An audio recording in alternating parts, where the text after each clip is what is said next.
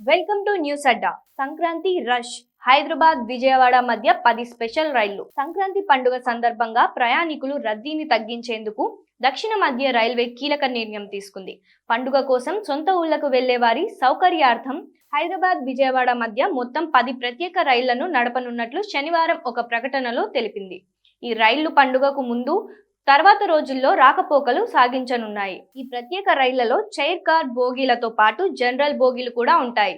ముఖ్యంగా రిజర్వేషన్ లేకుండా ప్రయాణించే వారిని దృష్టిలో ఉంచుకొని సగానికి పైగా జనరల్ బోగీలను ఏర్పాటు చేస్తున్నట్లు రైల్వే అధికారులు వెల్లడించారు.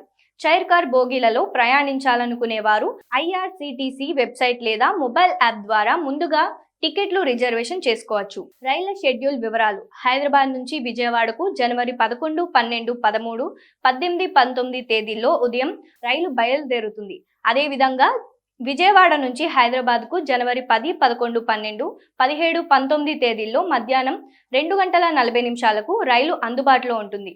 సంక్రాంతి సమయంలో సాధారణ రైళ్లపై ఒత్తిడి తగ్గించేందుకే ఈ అదనపు సర్వీసులను ఏర్పాటు చేస్తున్నట్లు అధికారులు వివరించారు. ప్రయాణికులు ఈ అవకాశాన్ని సద్వినియోగం చేసుకొని తమ ప్రయాణాన్ని ముందుగానే ప్లాన్ చేసుకోవాలని సూచించారు.